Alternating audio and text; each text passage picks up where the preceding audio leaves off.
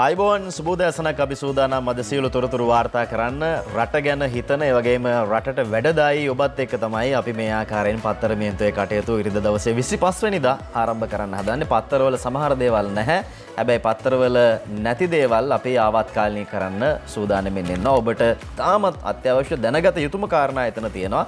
ඒ නිසා අපි ආරාධනා කරනවා පත්තර මේන්තුවත් එක්ක එකතු වෙලා ඉන්න කියලා. සමීර අයිබෝන් අපි කොරෝනා කොහොම තත්ත්වය අපේ රටේ මේ වෙන විට වාර්තා වෙන තත්ත්වයෙන් පටන් ගමු. ඔව් සමීර සුබෝදෑසනක් ඔබට වගේම අපි බලාගෙන ඉන්න හැම කෙනෙකුටම සුබෝදෑසනක් කියලා ප්‍රාර්ථනා කරමින් අපි සතියක පත්තර මේන්තුව ආරම්භ කරන්න සූදානම් වන්නේ. ඔබ සඳහන් කළ ආකාරයටම අද දවසේදී ජාතික පුවත්පත්වල තොරතුරු වගේම යාවත් කාලීන අලුත් තොරතුරුත් එක්ක අපි ඔබත් එක්ක කතා බහ කරන්නේ. සමීර දැන් අපි ඔබ සියලු දෙනාම අවදානම් තැනක රටක් හැටියට අපි සෞඛ්‍ය ආපදාවක් රට තුළ ඇති වී තිබෙන මොහොතක මේ අවදානම් තත්ත්වයක් එක්ක තමයි අපිට ජීවත් වෙන්න සිද්ධ වෙලා තිබෙන්නේ. අපි හැමදාම සඳහන් කරනවා වගේම සෞඛ්‍ය නිරෝධායන නීතිත් එක්ක ජීවත් වෙන්න කියලා තමයි අපි ඔබට නිතර සඳහන් කළේ. සෞඛ්‍ය අංශය ඒ වගේම රජයේ මේ සියලු දෙනා ලබා දෙන උපදෙස් එක්ක ජීවත් වෙන්න උත්සාහ කරන්න ඕනේ අනිවාර්යෙන්ම. දැන් පවතින තත්ත්වයේ ටිකක් වෙනදට වඩා අවදානම් තත්ත්වයක් ඇති වී තිබෙනවා. අලුත් ප්‍රභේදයක් රට තුළ නිර්මාණය වෙමින් තිබෙනවා. මෙන්න මේ කාරණයත් එක්ක සෞඛ්‍ය අංශ විශේෂ අවධානය යොමු කරලා ඔබව ආරක්ෂා කරගන්න රටේ ජීවත් වන පුරවැසියන් හැටියට ඔබව ආරක්ෂා කර ගැනීම සිදුවන්න ඕන නිසාවෙන් අනිවාර්යෙන්ම මේ සෞඛ්‍ය නීතිත් එක්ක ජීවත් වෙන්න කියලා තමයි සෞඛ්‍ය අංශ උපදෙස් ලබා දීලා තින්නේ. සමහර දැන් අපි ඊයේ දැක්කා ඊයේ දවස් වලට රජයේ වෛද්‍ය නිලධාරීන්ගේ සංගමයේ විශේෂ ප්‍රකාශයක් නිකුත් කරලා තිබුණා. සංචරණ නීති පැනවුවත් එහෙම නැත්නම් හුදකලා නීති පැනවුවත් නැතත් ඔබ පුරවැසියෙක් හැටියට පුරවැසි වගකීම ඉටු කළ තින් මේ අවදානම් තත්වයෙන් අපිට මිදෙන්න පුළුවන්කම තිබෙනවා කියලා. ඒ නිසා තමයි ඔවුන් වගේම අනිකුත් සෞඛ්‍ය අංශ විශේෂයෙන්ම උපදෙස් ලබා දීලා තියෙන්නේ මේ තත්වයෙන් මිදෙන්න නම් සෞඛ්‍ය නිරෝධායන නීතිත් එක්ක ජීවත් වෙන්න කියලා.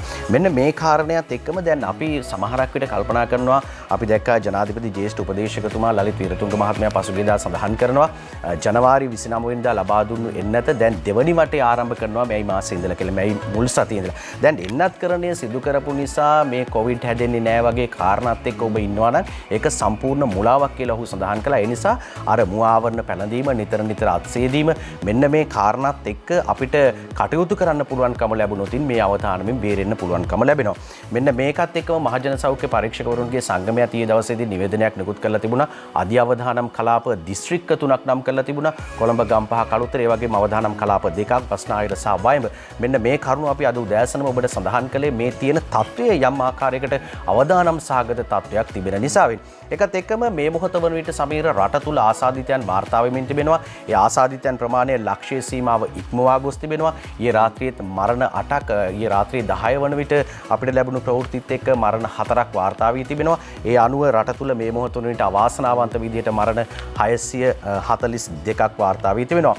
ලක්ෂ ඉක්ම වූ ආසාදිතයන් වාර්තා වෙනවා. ඒත් එක්කම සුවවන පිරිසත් ඊට සමගාමීව වැඩිවීමක් තිබෙනවා. සමීර 94155 දෙනෙකු නිරෝධායන මධ්‍යස්ථාන වලින් පූර්ණ සුවය ලබා නිවෙස් වලට ගිහිල්ලා තිබෙනවා. ඒ වගේම ඊයේ රාත්‍රියේදී 880 දෙනෙක් රෝගීන් රට තුලින් වාර්තා වී තිබෙනවා. මේ තමයි අපේ රට තුල ඇති වී තිබෙන තත්ත්වය කොරෝනාවත් එක්ක නව ප්‍රභේදයත් එක්ක අවදානම් සාගතභාවය වැඩි නිසා ඔබ ආරක්ෂා වන්න ඔබත් එක්ක ජීවත් වන පිරිස, gedara ඔබේ ආදරණීය පිරිස ආරක්ෂා කරගන්න ඔබ සතු වගකීමක් තිබෙනවා. අන්නේ වගකීම පුරවැසි වගකීම ඉටු කරන්න කියලා තමයි අපි අද උදෑසනම සඳහන් කරන්නේ. සමීර අපි ලංකාවේ තත්ත්වය කිව්වා වගේම මේ ගෝලීය වසංගත තත්ත්වයක් නිසා ලෝකේ තත්ත්වයත් අපිට පොඩ්ඩක් සඳහන් කරන්න පුළුවන්කම ලැබෙනවා.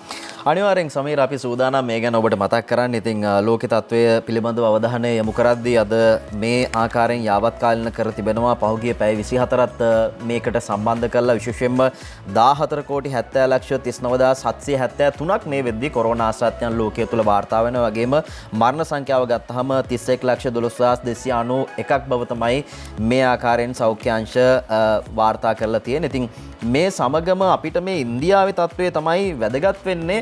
මොකද අපේ අල්ලපු රටින්දා එහා පැත්තේ නිකන් අල්ලපු ගෙදර වගේ එහා පැත්තේ රටින්දා අපිට ඉතාමත් වැදගත්. මොකද ඉන්දියාවත් එක්ක අපි දැවැන්ත සම්බන්ධතා පවත්වනවා. විශේෂයෙන්ම ආහාර ගත්තහම ආහාර වැඩි ප්‍රමාණයක් අපිට ඉන්දියාවෙන් අපේ රටට අරගෙන යනවා. ඉතින් මේ නිසා අපිට ඉතාමත් වැදගත් ඉන්දියාව කියන සාධකය මේ වෙද්දී පහුගිය පැය 24 තුල නවතම වාර්තා අනුව 3,49,313ක් වාර්තා වෙනවා ආසාදිතයන් මරණ ප්‍රමාණයත් ඉහළ ගිහිල්ලා තියෙනවා. ඉතින් මේක තමයි ඉන්දියාවේ තත්ත්වය.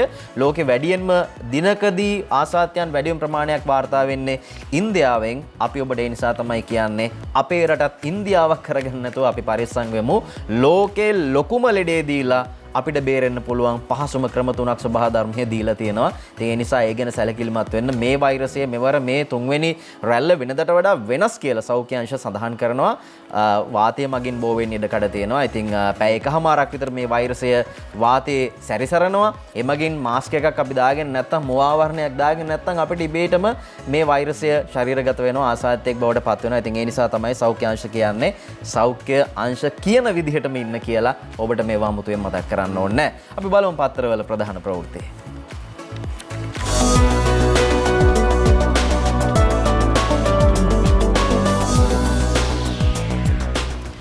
ඒ අනුව ලංකාදීපයත් අද වාර්තා කරන්නේ කොරෝනා සම්බන්ධයෙන් තත්ත්වය අවදානම් විස්මාර්ථයක් එක්ක මේ ගැන අද වාර්තාව අරගෙන එනවා. වෛද්‍ය සංගමයේ අනතුරු අඟවනවා. පිටරටියන්ගෙන් පරිස්සම් වෙන්න කියන කාරණයත් මේ ආකාරයෙන් මතක් කිරීමක් කරනවා. දාශවිල් ලියනගේ ලියන්නේ කොවිඩ් වසංගතයේ පැතිර යාමේ දැඩි අවදානම් සහගත තත්ත්වය නිසා සියලු අමාත්‍යාංශ එකතු වී ක්‍රියාමාර්ග ගත යුතු බව රජයේ වෛද්‍ය නිලධාරීන්ගේ සංගමය කියනවා. රජයේ වෛද්‍ය නිලධාරීන්ගේ සංගමේ සහකාර ලේකම් වෛද්‍ය නවීන්ද සොයිස මහත්තයා තමයි මේ ගැන අදහස් පළ කරමින් අද කියලා තියෙන. ඉතින් මේ සියලු කාරණා ඉතාමත් සැලකිල්ලට ගැනීම වැදගත් වෙනවා කියන කාරණේ අපි මතක් කරනවා. මේ තත්ත්වය පාලනය කර ගැනීම සඳහා සියලු අමාත්‍යාංශ සහ ඒවට සම්බන්ධ පෞද්ගලික ආයතන එකතු වෙලා ක්‍රියාමාර්ග ගන්න ඕනි කියලායි ඔහු සඳහන් කරන්නේ. එන්නත රටට ලබා දීම නිසා ජනතාව වෛද්‍ය උපදෙස් පවා නොසලකන තත්ත්වයක් පහුගිය කාලේ පැවැත්ුණා. ඉතින් ඒක ඇත්ත කතාව. ඉතින් අපි වුණත් දැන් එන්නත තියෙනවනේ එන්නත් තියෙනවනේ කියලා සියලු සෞඛ්‍යාංශ දුන්න ඒ කාරණා මේ තඹ සතේකට ගණන් ගන්න නැතුව සමහර මිනිස්සු කටයුතු කරා. එන්නත හැබැයි අපි දැක්ක ඉන්දියාවේ ලෝක ප්‍රබලයන් දේශපාල ප්‍රබලයන් පවා මේ එන්නත ලබා ගත්තා. හැබැයි නැවත වතාවක් ආසාත්‍යයන් බවට පත් වෙලා දෙනවා. ඉතින් එන්නතෙන් වැඩක් නැහැ. එන්නත ලබාගෙන සෞඛ්‍යාංශ කියන විදිහට හිටියේ නැත්නම් ඒ ගැන තමයි මේ ආකාරයෙන් වෛද්‍ය සංගමයේ අදහස් පළ කරන්නේ. ඒ නිසා අපි සියලු දෙනා දැන්වත් පරිස්සම් වෙන්න ඕනේ. අලුත් අවුරුද්දට කලින් මේ ගැන කිව්වා ඕන තරම්. නමුත් අපි කරපු දේවල් ඔබට අමුතුවෙන් කියන්න ඕනේ නැහැ. අපි පරිස්සම් වුණේ නැහැ. ඇත්තම කාරණය දැන්වත් අපි පරිස්සම් වුණොත් හෙට පොය මේ ගැන වැඩි සැලකිල්ලක් අරගෙන කටයුතු කළොත් අපිට යම් ආකාරයකින් පාලනය කරගන්න පුළුවන් කියන දේ උදේම ඔබට මතක් කරන්න ඕනේ. ඔව් සමීර සෑම පුවත්පතකම ප්‍රධාන සිරස්තල වාර්තා වෙන්නේ ඒ ආකාරයටමයි. ඔබ කිව්වා වගේම අපේ පරිස්සම තිබුණද කියන කාරණය සිංහල හින්දු අලුත් අවුරුදු උත්සව සමයේදී අපි දැක්ක නගරවල හිටපු ජනකාය මේවා කොවිඩ් තියෙන රටක්ද කියලාවත් හිතන්නේ නැතුව තමයි මිනිස්සු ඒ විදිහට ජීවත් වෙන්න පටන් ගත්තේ. ඒකේ ප්‍රතිඵල දැන් අපි භුක්ති විඳින්න සිටිනවා. මේ සිළුමිණ වාර්තා කර තිබෙන කතාව සිළුමිණ ප්‍රධාන සිරස්තලයේ අරගෙන කොවිඩ් පැතිරීමේ අවධානම ඉදිරි දෙසතියේ භයානකයි කියලා කියන්නේ ග්‍රාම සේවා වසම් රැසක් හුදකලා කෙරේ උපකාරක පන්ති ජලි වැසේ කියලා සඳහනක් තියෙනවා. සංචරණ සීමා පැනවේ දිනක ආසාදිතයෝ 700ට වැඩි පාසල් යලි වැසෙයිද ප්‍රශ්නාර්ථයක් සමගින් ප්‍රධාන සිරස්තලයේ වාර්තා කරනවා. තාරක වික්‍රමසේකරගෙන එන වාර්තාව මේ විදිහට සඳහන් වන්නේ ඉදිරි සති දෙක තුල මෙරට COVID-19 රෝගීන්ගේ විශාල වර්ධනයක් මෙන්ම රෝග ව්‍යාප්තියක් සිදුවීමට ඉඩ ඇති බැවින් එය පාලනය කිරීමට ජනතාව උපරිම අවධානය යොමු කළ යුතු බව සෞඛ්‍ය අමාත්‍යාංශයේ ප්‍රධාන වසංගත රෝග විද්‍යාඥ වෛද්‍ය සුදත් සමරවීර මහතා සඳහන් කරන කාරණේ තමයි වාර්තා වෙන්නේ. පසුගිය උත්සව සමයේ ජනතාව සෞඛ්‍ය උපදෙස් නොතකා කටයුතු කිරීම හේතුවෙන් මේ වසංගත රෝගී තත්ත්වය වර්ධනය වූ බව පෙන්වා දුන් වෛද්‍ය සමරවීර මේ දිනවල පැතිර යන රෝගී තත්ත්වය පෙර වෛරස් වලට වඩා පැතිර යාම ශීඝ්‍ර වන්නක් විය හැකි බව තොරතුරු අනාවරණය කළා කියලා තමයි ප්‍රධාන සිරස්තලයේ වාර්තා කර තිබෙන්නේ. සමීර අර අපි කිව්ව කාරණේ තමයි දිගින් දිගටම මේ වෛද්‍ය අංශවලින් එමෙතන සෞඛ්‍ය අංශ ප්‍රධානීන් සඳහන් කරන්නේ. දිනකට වාර්තා වන රෝගීන් ප්‍රමාණය පෙබරවාරි මාසයට පස්සේ වැඩිම ආසාදිතයන් වාර්තා වුණු දින කිහිපය බවට පසුගිය දින කිහිපය වාර්තා වුණා. ඒ නිසා තමයි මේ රෝගීන්ගේ ඉහළ යාමත් එක්ක පවතින ප්‍රභේදයේ මේ ලක්ෂණත් එක්ක තවමත් හඳුනාගෙන නැහැ කුමන වර්ගයේ ප්‍රභේදයක්ද තියෙන කියලා. තව ඉදිරියේදී පිළිබඳව සඳහන් කරනවා කියලා තමයි සෞඛ්‍ය අංශ සඳහන් කළේ. ඒ වගේම සෞඛ්‍ය අමාත්‍ය තුමිය වැඳලා ඉල්ලීමක් කරා රටේ ජනතාවගෙන් පුරවැසියන් විදිහට මේ වගකීම ඉටු කරන්න කියලා. ඒ වගේම ආගමික නායකින් හෙට දවසේ ඔබ සඳහන් කළ ආකාරයටම පොහොය දිනේදී ආගමික ස්ථානවලට පැමිණීමේදී සැලකිලිමත් වන්න. අත්‍යවශ්‍යම කටයුත්තකට හැර එහෙම නැත්නම් අත්‍යවශ්‍යම පූජා කටයුත්තකට හැර කිරිවෙහෙර සහ කතරගම දේවාලයේ වඳින්න එන්න එපා කියලාත් කතරගම කිරිවෙහෙර විහාරාධිපති ස්වාමින් වහන්සේ පවා සඳහන් කළ තිබුණා. ඒ වගේම සමීර අනුරාධපුරයේ අටමස්ථානාධිපති ස්වාමින් වහන්සේ සඳහන් කළ තිබුණා. මෙන්න මේ කරුණුත් එක්ක තමයි අපිට යන්න වෙන්නේ. සෞඛ්‍ය ඇමතුමිය අර ඔබ කියවනේ වැඳලා ඉල්ලීමක් කරා කියලා. එතුමිය වැඳලා මාධ්‍යමයේදී ඉල්ලීමක් කරා අපි පරිස්සම් වෙමු කියලා. ඔබ සීලෝ දෙනාම පරිස්සම් වෙන්න කියලා. හැබැයි මම දැක්ක ඊයේ රාජ්‍ය අමාත්‍යවරයා චන්න ජයසුමන මහත්තයා කියනවා අනුරාධපුරේ ඉඳලා වැඳලා ඉල්ලුවා. හැබැයි මිනිස්සු අනුරාධපුරේ ඇවිල්ලා හිතා ගන්න බැරි ප්‍රමාණයක් අනුරාධපුරේ මේ පෝයත් එක්ක මේ ලැබුණු නිවාඩුවත් එක්ක ඒ බෞද්ධ සිද්ධාස්ථාන වැඳ පුදා ගන්න ඇවිල්ලා. ඉතින් අපි බෞද්ධ සිද්ධාස්ථාන වැඳ පුදා ගන්න අපේ මේ ජීවිතය සහ අපේ ආධ්‍යාත්මික ජීවිතය එතනින් එහා යම් ආකාරයකින් සාර්ථක කරගන්න පුළුවන් වෙන්න කියලා ප්‍රාර්ථනා කරන්න. එහෙමනේ අපි අනුරාධපුරේ යන්නේ. ඉතින් ලෙඩක් දුකක් හැදුනහම ඊට පස්සේ කවුද වග කියන්නේ? ඒ නිසා ගෞරවනීය මහා සංඝරත්නයත් ඉල්ලීමක් කරනවා මේ මොහොතේ. අපි දැක්ක අටමස්ථානාධිපති පල්ලේගම හෙමරතන අපේ නායක හාමුදුරුවෝ ඉල්ලීමක් කරනවා. එන්න එපා කියන කාරණේ පැහැදිලිවම කණ්ඩායම් වශයෙන් ඔබ මේ තත්ත්වයේ තේරුම් ගන්න. බෞද්ධ කියන්නේ අවබෝධ කියන එක. ඉතින් ඒ අවබෝධයවත් නැත්තම් වැඩක් නෑ මේ මොහොතේ කියන එක අපි මතක් කරන්න ඕනේ. මව්බිමත් මේ ගැන වාර්තා කරනවා සමීර. ඔව් සමීර මව්බිම් පුවත්පත වාර්තා කර තිබෙන කාරණේ මේ විදිහට එන්නේ. අපිට ඒ පිළිබඳවත් වාර්තා කරන්න පුළුවන් ප්‍රධාන සිරස්තලයේ නව කොවිඩ් ප්‍රභේදය ඉතා අවදානම් කියලා තමයි සඳහන් කර තිබෙන්නේ. වේගවත් වර්ධනයක් සිදු වෙනවා කියලා සඳහනක් තියෙනවා. මව්බිම ප්‍රධාන සිරස්තලයේ විදිහට වාර්තා වෙනවා. ඊතර සිටින එන අයට නැවත දින 14ක නිරෝධායනයක් සිදු වෙනවා. ශ්වසන අපහසුතාව ඇතිවීමට වැඩි ඉඩ කඩක් ලැබෙන බව තමයි තොරතුරු වාර්තා වී තිබෙන්නේ. ඉතින් මේකේ වේගවත් වර්ධනයක් කියන කාරණයක් එක්ක මේ ප්‍රවෘත්තිය වාර්තා කර තිබෙනවා. පැතිර යමින් පවතින කොවිඩ් 9 ප්‍රභේදයේ වැඩි වශයෙන් තරුණ ප්‍රජාව අතර අවදානම් සහිත සංකූලතා මතු කරමින් ශීඝ්‍රයෙන් පැතිර යන භයානක වෛරසයක් බවත් මේ ආශ්වාස කරන වාතයෙන් පවා ශරීරගත විය හැකි බැවින් අතිශය තීරණාත්මක අවධියක් කරා රට ගමන් කරමින් සිටින බව වෛද්‍ය විශේෂඥයෝ අනතුරු අංගවති කියලා තමයි සඳහන් කළේ. දැන් සමීර අපි මේ කාරණයක් එක්කම විශේෂයෙන්ම ඔබ සඳහන් කරපු කාරණයක් වගේම අපි සඳහන් කරන්න ඕනේ හෙට දවසේදී පොහොය දිනය එනවා. පොහොය දිනේදී ආගමික වතාවක් සිදු කිරීමේදී කල්පනාකාරී වන්න කියලා ගෞරවනීය නායක ස්වාමින් වහන්සේලා විශේෂයෙන් ඉල්ලීමක් කරනු ලැබුවා. ආගමික නායකයන් රාමසාන උත්සව සමයේදී හැසිරිය යුතු ආකාරය පිළිබඳව සඳහන් කර තිබුණා. ඒ වගේම අර ඔබ සඳහන් කළා වගේම රාජ්‍ය අමාත්‍යවරයා චන්න ජයසුමන මහතා අනුරාධපුරයේ පැමිණි බැතිමතුන් පිළිබඳව සඳහන් කළා. අපි දැක්කා ඊයේ දවසේදී මිරිසවැටිය විහාරාධිපති අපේ ස්වාමින් වහන්සේත් මේ පිළිබඳව යම් සඳහනක් කරනවා. ඊතල වැටුණු වැවේ ඥානතිලක ගෞරවනීය අපේ නායක ස්වාමින් වහන්සේ අපිට පුළුවන් උන්වහන්සේ සඳහන් කළ කාරණේ දෙසට දැන් අවධානය යොමු කරන්න. මේ වෙලාවේ අපි හැමදාම සෞඛ්‍ය උපදෙස් පිළිපදමින් රජයේ නීති රීති වලට අවනත වෙමින් කටයුතු කරන්නට උත්සාහ කළ යුතු කාලය ඇවිල්ලා තියෙනවා. අවුරුද්දයි මාස දෙකක් වැනි කාලයක් තුල ලෝකයට විශාල බලපෑමක් ඇති කරපු රෝගයක් මේක. ඒ නිසා හැම කෙනෙක්ම තමන්ගේ යුතුයකම සහ වගකීම රට වෙනුවෙන්, ජනතාව වෙනුවෙන්, අනාගත පරපුර වෙනුවෙන්, මේ පුංචි දරුවන් වෙනුවෙන් මේ බුද්ධිමත් උගත් විදිහට හිතලා මේ රෝගයට මුහුණ දෙන්නට කටයුතු කරන ලෙස සිහිපත් කරනවා. වන්දනීය පූජනීය ජනතාව තමන්ගේ ආධ්‍යාත්මය දියුණු කරගන්නට එනවා නම් ඒ සඳහා අවශ්‍ය කරන සෞඛ්‍ය උපදෙස් අනිවාර්යයෙන්ම පිළිපැදමින් ඒ කටයුතු වල නිරත වෙන ලෙස සිහිපත් කරනවා. ඉතින් උන්වහන්සේලා කියන දේවල් අපි හැමදාමත් අහනවා. ඒ නිසා තමයි අපි බැතිමතුන්ට ගෞරවනීය ඒ ආකාරයෙන් මහා සංඝරත්නය මතක් කරන කාරණා මේ විදිහට පිළිපදින්න මේ මොහොතේ අත්‍යවශ්‍ය කාරණයක් බවට පත් වෙලා තියෙනවා. ඒ ගැන ඔබ නැවත නැවතත් කල්පනාවට ගන්න. සමහර විට දැනුත් වෑන්නයකට ලොකු වෑන්නයකට එන්න කියලා ඇති. එහෙමනම් පොඩ්ඩක් ඒක ප්‍රමාද කරාට කමන්නේ. ඒ ඔබේ පවුල වෙනුවෙන්ම තමයි ඒ තීරණය ගන්න කියලා ඔබ හොඳින් කල්පනා කරලා බලන්න.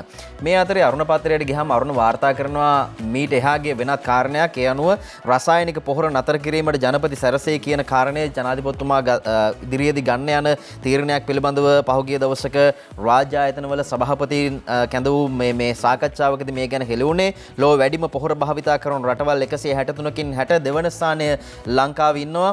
ජනාධිපතිතුමා මේ නිසා පැහැදිලිවම මේ තීරණය ගන්න සූදානම් බව සඳහන් කළා. මොන බලපෑම ආවත් මොන චෝදනා ආවත් මේ ආකාරයෙන් මේ තීරණය ගන්නවමයි කියලා ජනාධිපතිතුමා සඳහන් කළා. පොහොර භාවිතයෙන් අස්වැන්න ඉහළ ගියද එයින් පසට ජලයට සිදුවන හානිය නිසා විනාශ වන ජීවිත දෙස බැලුව විට අස්වැන්න වැඩිවීමෙන් ලැබෙන ලාභයෙන් එය පියවිය නොහැකි බව ජනාධිපතිතුමා සඳහන් කරනවා. පලිබෝධනාශක භාවිතා කරන රටවල් 163ක් ඇසුරෙන් කළ සමීක්ෂණයකදී ලංකාව වැඩිම පලිබෝධනාශක භාවිතා කරන රටවල් වලින් 62 වන ස්ථානයට පත් වෙලා තියෙනවා.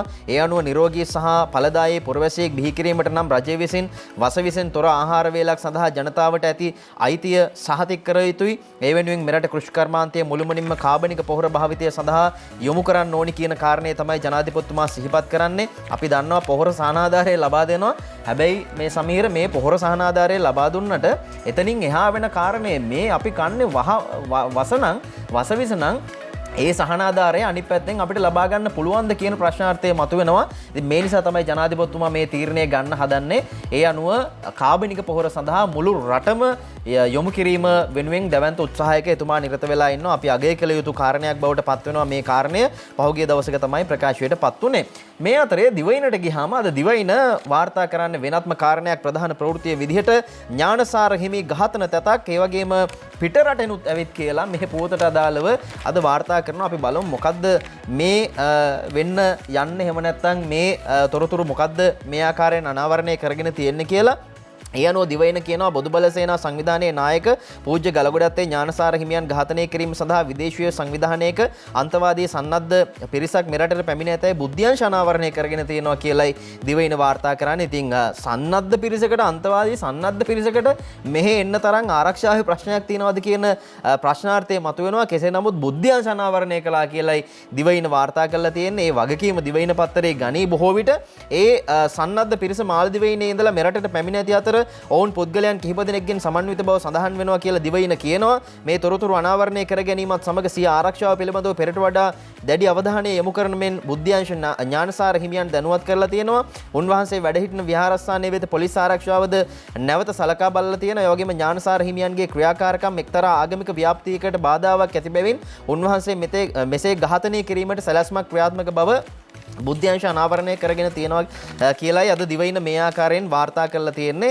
උන්වහන්සේගේ ආරක්ෂාවත් ඒ අනුව තර කරන්න කටයුතු කරලා තියෙනවා කියලා දිවයින පත්තරේ අද මේ ආකාරයෙන් තොරතුරු වාර්තා කරනවා. මේ අතරේ අපි සූදානම් මෙතනින් එහාටත් මේ කොරෝනා පිළිබඳව මේ සමීර තවදුරටත් වාර්තා කරන්න සහ කොරෝනා පිළිබඳව අපි වැඩි අවධානයක් යොමු කළ යුතු නිසාම අපි තවත් ප්‍රවෘත්ති කිහිපයක් තෝරගන්නවා කොරෝනා පිළිබඳව. ඒ අනුව නිලිකා මලවිගේ මහත්මිය සඳහන් කරනවා මහාචාර්යතුමිය අද අරුණ පත්තරේ මේ ගැන අරගෙන එන්නේ වාර්තාව. වාතයෙන් නව ප්‍රභේද බෝවීම නිසා ආසාත්මිකයන්ගේ මූලාශ්‍ර සොයා ගැනීම අපහසු තත්වයකට පත් වෙලා තියෙනවා කියලායි එතුමිය සඳහන් කරන්නේ. දැන් මේක අපි මේ තරම් පරිස්සම් වෙන්න ඕනි මේ රැල්ලේදී වාතයෙන් බෝ වෙන නිසාමයි කියන කාරණය ඕන තරම් ඕන විදිහකට අපි මේ කාරණය තේරුම් ගැනීම සඳහා අපි ඕනෑ තරම් කියලා තියෙනවා. විශේෂයෙන් රැස්වීම් වලින් තොරව සිටින ලෙසත් ඒ වගේම ඒ සියලු අවස්ථාවල මුව වැස්ම අනිවාර්යයෙන්ම පළඳින්න කියලාත් ඉල්ලීමක් කරනවා. දැනට තියෙන තත්ත්වය අනුව වාතයට වෛරසය නිරාවරණය වීමෙන් මේ බෝවීමේ ඉඩකඩ වැඩි. ඒ වගේම ආසාදිතයෙකු එහෙම ඉඳලා ඉන් ඉවත්ව ගිය පසු මුහුණු ආවරණය නොමැතිකමින් කෙනෙක් එතනට ගියොත් එහෙම ඔහුටත් රෝගය වැළඳෙන්න පුළුවන්. අපි මේ ගැන කිව්වා. ඉතින් ඒ නිසා ඔබ මේ ගැන සැලකිල්ලට ගන්න කියන දේ යලි යලිත් සිහිපත් කරනවා. මේ ආකාරයෙන් අරුණ පුවත්පත අද වාර්තා කරන මහාචාර්ය නිලිකා මලවිගේ මහත්මියගේ ප්‍රකාශයත් එක්ක එතුමිය අපි දන්නවා මේ කොරෝනා වෛරසය සම්බන්ධයෙන් සහ ඒ කණ්ඩායමම ජයවර්ධනපුර විශ්වවිද්‍යාලයේ දැවැන්ත කාර්යභාරයක් කරනවා. මෙහි නව ප්‍රභේදයන් පිළිබඳව පරීක්ෂණ පවත්වමින් ජනතාව රට දැනුවත් කරනවා. ඒ නිසා මේ කියන දේ ඉතාමත් වැදගත්. සිහිබුද්ධියෙන් තේරුම් අරගෙන අපි වැඩ කටයුතු කරමු. ඔව් සමීර මේ ප්‍රවෘත්ති වලට තමයි අද දවසේදී ජාතික පුවත්පත්වල ප්‍රධාන ඉඩකඩක් ලබා දී තිබෙන්නේ. කොරෝනා පිළිබඳව රට තුළ යලි අවධානය ඇති කරන්න මේ පිළිබඳව විශේෂ අවධානයක් යොමු කරන්න තමයි මේ තරම් ප්‍රවෘත්ති වාර්තා කර තිබෙන්නේ අද ජාතික පුවත්පත්වලත්. දැන් සෞඛ්‍ය අංශ නව සෞඛ්‍ය මාර්ගෝපදේශ නිකුත් කර තිබෙනවා මේ පිළිබඳව. මෙන්න මේ මාර්ගෝපදේශات එක්ක තමයි අපිට කටයුතු කරන්න සිද්ධ වන්නේ ඉදිරි සති කිහිපය තුළම. ඒ නිසා ඒකට අනුගත වෙමින් ඒ කටයුතු වලට අනුගත වෙමින් ජීවත් වෙන්න කියලා තමයි සඳහන් කර තිබෙන්නේ. මේ මව්බිම් වාර්තා කර තිබෙන සිරස්තලයේ මුල් පිටුවට අරගෙන එනවා නව සෞඛ්‍ය මාර්ගෝපදේශ නිකුත් වෙයි. නිවසකින් පිටවීම 2 දෙනෙකුට පමණයි. කාර් සහ ත්‍රිරෝද රථවල උපරිම මගීන් 2 දෙනයි. නිවෙස් සිට වැඩ කිරීම යලිත් ආරම්භයි. ටියුෂන් පන්ති තහනම් වෙළඳ සැල් වලට 50%ක් පමණයි කියලා සඳහන් කරනවා. පෙර පාසල් සහ පාසල් වල සිසුන් 50%යි. මංගල උත්සව වලට උපරිම 150යි. අවමගුලකට 25යි සහභාගී වෙන්න පුළුවන් කියලා සඳහන් කරලා ඒ වගේම තවත් කරුණු ගණනාවක් පිළිබඳව වැඩිදුර වාර්තාවේ සඳහන් කර තිබුණා මේ ප්‍රවෘත්තියේ. ඒ වගේම විශේෂයෙන්ම පෞද්ගලික කුලී රථ සේවා පවත්වාගෙන යාමේදී ඒ වගේම පෞද්ගලික අංශයේ කාර්යාල පවත්වාගෙන යාමේදී සුපිරි වෙළඳ සැල් වලට ඇතුළු වීමේදී ගත යුතු ක්‍රියාමාර්ග පිළිබඳව අපි දැක්කා. ඒ සැනිටයිසර් භාවිතා කරමින් සාපු සංකේන් වලට ඇතුළු වන්න පසුගිය කාලවකවානු වලදී තිබුණා. නමුත් පසුගිය දින කිහිපේ අපි පසුගිය කාලයේදී ඒව අමතක කරලා සියලු දෙනා කටයුතු කළේ. ඒ නිසා තමයි නැවත වතාවක් මේ සෞඛ්‍ය මාර්ගෝපදේශ නිකුත් කරන්න සිදු වෙලා තිබෙන්නේ. ඒ වගේම ජංගම වෙනදුන්, ඉන්ධන පෙරවුම්හල්, ඒ වගේම ඉදිකිරීම ස්ථාන, අධිකරණ මේ ආදී සියලු ස්ථාන වලට විශේෂ මාර්ගෝපදේශ නිකුත් කිරීමක් සිදු කර තිබෙනවා සමීර සෞඛ්‍ය අංශ මගින්. ඒ නිසා මේ සෞඛ්‍ය මාර්ගෝපදේශ වලට අනුව කටයුතු කළතින් ඉදිරි සතියේ තීරණාත්මක සතිය අපිට අවම කරගනිමින් අර වෛද්‍ය නිලධාරීන්ගේ සංගමයේ සඳහන් කළා වගේම තවමත් අපිට මේ පාලනය කරගන්න පුළුවන් මට්ටමේ පවතින නිසා ඒ තත්වයට අනුගත නොවී එහෙම නැත්නම් අවදානම් තත්වයකට නොගෙilla බේර ගන්න පුළුවන් තත්වයක තියෙනවා. ඒ නිසා මිනිස්සුන්ගේ එහෙම නැත්නම් පුරවැසියන්ගේ වගකීම ඉටු කරන්න කියලා තමයි උන් සඳහන් කළේ. ඒ නිසාම වෙන්නේ නැති මේ සෞඛ්‍ය මාර්ගෝපදේශ වැඩියෙන් නිකුත් කරමින් ඔබව ආරක්ෂා කරගන්න උත්සාහ කරන්නේ. ඔව් මේ සම්බන්ධයෙන් අද ලංකාදීපය තොරතුරු වාර්තා කරලා තියෙනවා මේ මාර්ගෝපදේශ පිළිබඳව. ඒ අනුව කියනවා ටියුෂන් රැස්වීම් තහනම් කියලායි කියන්නේ. සැනකිලි සංගීත වෙරළසාද කැසිනෝ නයිට් ක්ලබ් තහනම් සරසවි අරින්නත් බෑ කියන කාරණේ මේ විදිහට වාර්තා කරනවා. ඉතින් මේ තියෙන තීරණත් එක්ක ලබන සතියේ තව තැනකට සමහර විට මේ මාර්ගෝපදේශ අරගෙන යන්න වේද දන්නේ පාසල් සම්බන්ධයෙන් සමීර. මොකද මේ ටියුෂන් නවත්තනවා නම් එතනින් එහාට ගියාම මේ තියෙන මේ තුන්වෙනි රැල්ලේ අවදානමත් එක්ක පාසල් පිළිබඳව යම් තීරණයක් දැනට එහෙම කාරණයක් නැහැ. නමුත් ඇත්තනම දෙමාපියන් බියෙන් ඉන්නේ දැන්. දෙමාපියන් මොකද්ද කරන්නේ මේ මොහොතේ දරුවෝ ආරක්ෂා කරගන්න පාසල් යවනවද යවන්න නැතුවත් බෑ ඉස්කෝලේ මාස ගානකට පස්සේ ඉස්කෝලේ පටන් ගත්තේ. ඉතින් පටන් ගත්ත විතරයි දරුවෝ නැවත වතාවක් මේ ආකාරයෙන් දරුවෝ ගැන සහ මුළු රට ගැනම කොරෝනා වසංගතයත් එක්ක කතා කරන්න සිද්ධ වෙලා තියෙනවා. හැබැයි එක කාරණයක් මේ හැම දෙයක් මුනේ අපි හින්දා. අපි ඔබ සියලු දෙනාම මේ ආකාරයෙන් මේ පිළිබඳව කිසිම සැලකිල්ලක් නැතුව කටයුතු කරපු නිසා තමයි අපිට තුන්වෙනි රැල්ලක් ගැන දැන් කතා කරන්න සිද්ධ වෙලා තියෙන්නේ. රටේ ආර්ථිකයේ අංක 1 ඊට පස්සේ අපිට පාසල් දරුවන්ගේ අධ්‍යාපනය පිළිබඳව සාමකාමී විදිහට මේ කටයුතු කරගෙන යන්න තිබුණා. අපි හරියට හැසිරුණා. නමුත් දැන් එවැනි තත්වයක් නෙමෙයි උදා වෙලා තියෙන්නේ. ඉතින් ඒ නිසා තමයි මේ ආකාරයෙන් ටියුෂන් නවත්වන්නේ. සැනකෙලි වෙරළසාද උද්‍යාන සැනකෙලි මේ සියල්ලක්ම නවත්වන්න කටයුතු කරනවා. ඒ වගේම පෙර පාසල් සහ දිවාසුරුකුම් මධ්‍යස්ථාන පවත්වාගෙන යා හැකි ඒවායේ ධාරිතාව 50% විය යුතු බව සඳහන් වෙනවා. මංගල උත්සව සඳහා සහභාගී විය හැකි උපරිම සංඛ්‍යාව 150ක් වන අතර මංගල උත්සව ශාලාවේ ධාරිතාවෙන් 50%ක ප්‍රමාණයක් සහභාගී කරගත යුතු බවයි මේ උපදේශ මාලාවේ සඳහන් වෙන්නේ. ඉතින් දැන් මේ 150ක් කියමුකෝ මේ සමීර අපි මේ උත්සව ශාලාවට පැමිණෙන්නේ. හැබැයි දැන් නිලීකා මලවිගේ මහත්මිය කියන කතාවත් එක්ක 150ක්වත් දාගෙන මංගල උත්සවයක් තියන්න පුළුවන්ද? වාතය මගින් බෝ වෙනවා නම් මේ මොකද්ද කරන්නේ? වාතය මගින් බෝ වෙනවා නම් මේ ශාලාවේ ඉන්න සියලු දෙනාට මේ වෛරසය යනවා. ඉතින් මංගල උත්සව වලට දින දාගෙන ඉන්න අයට කරන්න දෙයක් නැහැ. ඔවුන් දැඩි සෞඛ්‍ය ආරක්ෂණ ක්‍රමවේද අනුගමනය කරමින් මේ කටයුතු වල නිරත වෙන්න. හැබැයි පොඩ්ඩක් හරි පස්සට දාගන්න පුළුවන් නම් ඒ ගැන යම් අවධානයක් යොමු කරන්නට කියන කාරණය අපි සියලු දෙනාටම සිහිපත් කළ යුතුයි. ඔව් සමීර විශේෂයෙන්ම ඔබ සඳහන් කරපු විදිහටම මඟුල් ගෙවල් එහෙම නැත්නම් මංගල උත්සව පැවැත්වීමේදී අනිවාර්යෙන්ම සැලකිලිමත් වෙන්න සිද්ධ වෙනවා. මොකද මංගල උත්සවවලදී විවිධ ක්‍රියාකාරකම් වලට නියැලෙනවා. ඒ නිසා ඒකත් එක්කම අවධානම වැඩි බව තමයි මේ සඳහන් කර තිබෙන්නේ. ඒකත් එක්කම දැන් මේ කරුණුත් එක්කම එනවා තරුණ සහ මැදි වී අයට බෝවීමේ ප්‍රවණතාව වැඩි කියලා රාජ්‍ය අමාත්‍යවරයා චන්න ජයසුමන මහතා සඳහන් කරනවා. ඒ නිසා මෙන්න මේ කාරණය වෙනදා අපි කතා කරේ සහ වෙනදා වැඩියෙන් කතා බහ කළේ වැඩිහිටියන්ට මේ රෝගය වැළඳීමේ අවධානම වැඩි කියලා. දැන් තරුණ සහ මැදි වී අයට බෝවීමේ ප්‍රවණතාව වැඩි කියලා චන්න ජයසුමන රාජ්‍ය අමාත්‍යවරයා සඳහන් කර තිබෙනවා. මව්බිම ගෙනෙන වාර්තාව COVID-19 බ්‍රිතාන්‍යයේ පැතිර ගිය ප්‍රභේදය හා සමාන ප්‍රභේදයක් දැන් කුරුණෑගල සහ කොළඹ අවටින් ලබාගත් සාම්පල පරීක්ෂා කිරීමේදී තහවුරු වී ඇති අතර ඉක්මනින් පැතිර යන මෙම වෛරසය තරුණ සහ මැදි වී අයට බෝවීමේ ප්‍රවණතාවක් ඇතැයි ඖෂධ නිෂ්පාදනය සැපයීම හා නියාමන රාජ්‍ය අමාත්‍ය මහාචාර්ය චන්න ජයසුමන මහතා මව්බිම පුවත්පතට සඳහන් කළා කියලා කියන්නේ. වෛරසය ඉක්මනින් පැතිර යන බැවින් ජනතාව සෞඛ්‍ය උපදෙස් පිළිපදිමින් ක්‍රියා කිරීමේ ඇති අවශ්‍යතාව අවධාරණය කරන රාජ්‍ය අමාත්‍ය මහාචාර්ය චන්න ජයසුමන මහතා පවතින තත්ත්වය අනුව ඉදිරි සති කිහිපයේ තීරණාත්මක බව සඳහන් කර තිබෙනවා. මේ රාජ්‍ය අමාත්‍යවරයා කියන කතාව ඉදිරි සතිය තාම තීරණාත්මකයි කියලා අපිත් කිව්වා. ඒ නිසා ඔබ ඒ වගකීම අනුව කටයුතු කරන්න කියලා තමයි අපි නිතර සඳහන් කරන්නේ. සමීර මේ ප්‍රවෘත්ති අද දවසේදී මව්බිමයි වාර්තා කර තිබුණේ. ඔව් මෙතනින් එහා දැන් මේ සියලු කාරණා අතරේ රට කොහොමද ඉදිරියට පවත්වාගෙන යන්නේ කියන කාරණය කොරෝනා මර්ධන කාර්යසාධක බලකායේ ප්‍රධානියා විදිහට යුද හමුදාපතිතුමා සඳහන් කරනවා. දිවයිනේ ගැන වාර්තා කරනවා. රට ලොක්ඩවුන් කරලා බෑ කියලායි එතුමා කියන්නේ. අපි බලමු යුද හමුදාපතිතුමා මේ ආකාරයෙන් සඳහන් කරන කාරණය රට තුළ පැතිර යන කොවිඩ් රෝග පාලනය සඳහා මුළු රටම හුදකලා කිරීම විසඳුමක් නොවන බවත් ජනතාව සෞඛ්‍ය මාර්ගෝපදේශ අනුගමනය කරමින් මේ පාලනය සඳහා කටයුතු කළ යුතු බවත් යුද හමුදාපතිතුමා සඳහන් කරනවා. කෙසේ වෙතත් කොවිඩ් රෝගීන් වැඩිපුර හමු වන ප්‍රදේශ අනිවාර්යයෙන්ම හුදකලා කිරීම සිද්ධ වෙනවා. ඒක දැනටත් සිද්ධ වෙලා තියෙනවා. අපි දන්නවා සමීර වයම් පළාතේ යම් ප්‍රදේශ මේ විදිහට හුදකලා කරලා තියෙනවා. වගේම කළුතර ඊයේ මේ PHI මහත්වරු ගිහිල්ලා පොලිසියත් එක්ක එහෙම හුදකලා කරන්න එක ප්‍රදේශයක් එහෙම කටයුතු කරන්න සිද්ධ වුණා. වාතය මගින් බෝවීම බෝවන මේ නව COVID-19 ප්‍රභේදයක් රට තුළ පැතිර යන බව ජයවර්ධනපුර විශ්වවිද්‍යාලයේ මහාචාර්යතුමිය නිලීකා මලවගේ මහත්මිය සඳහන් කරන කාරණයක් එක්ක තමයි මේ විදිහට කටයුතු කරන්න සිද්ධ වෙනවා කියලා යුද හමුදාපතිතුමා සඳහන් කරන්නේ. ඒ වගේම අපි ප්‍රසන්න ගුණසේන වෛද්‍යතුමා විශේෂඥ වෛද්‍යවරයා සඳහන් කරන කාරණයටත් යමු. දිවයින අද වාර්තා කරනවා තව මාස 3ක් ඉවසන්න කියන කාරණේ තමයි එතුමා කියන්නේ. අද ඒ පිළිබඳවත් මේ විදිහට අරගෙන යනවා. ඉතින් මාස 3ක් ඉවසීමෙන් කටයුතු කරන්න එන්නත් පිළිබඳව සලකා බැලමින් පවතිනවා. අලුත් එන්නත් ඊළඟ වටේ එන්නත් ලබා දීම සිද්ධ වෙනවා. ඒ වගේම කොවිඩ් පාලනය සඳහා එක් එන්නතක් පමණක් භාවිතා කිරීම ප්‍රමාණවත් නොවන බැවින් චීනයෙන් නිෂ්පාදිත සිනෝෆාම් ඒ වගේ රුසියාවෙන් නිෂ්පාදිත ස්පුට්නික් ඇමරිකාවෙන් නිෂ්පාදිත ෆයිසර් වැනි එන්නත් ඇස්ට්‍රසෙනිකා එන්නතට අමතරව භාවිතා කිරීමට පියවර ගන්නා බව ප්‍රසන්න මහත්තයා කියලා තියෙනවා. වෛද්‍යතුමා විශේෂඥ වෛද්‍යවරයා ඒ බලාපොරොත්තුත් එක්ක අපි ඉමු. එතකම් පරිස්සමින් හැබැයි කටයුතු කරන්න ඕනි කියන දේ මතක් කරන්න තියෙනවා. සමීර දැන් මේ කොරෝනා තත්ත්වය පිළිබඳව අපි වාර්තා කරන වෙලාවේදී ඉදිරියේදී මැයි රැලි පවත්වනවද නැත්ද? එහෙම නැත්නම් මැයි රැලි වලට අවස්ථාව ලබා දෙනවද? මේ පිළිබඳවත් කතා බහට ලක් කරලා තිබෙනවා අද ජාතික පුවත්පත්වල.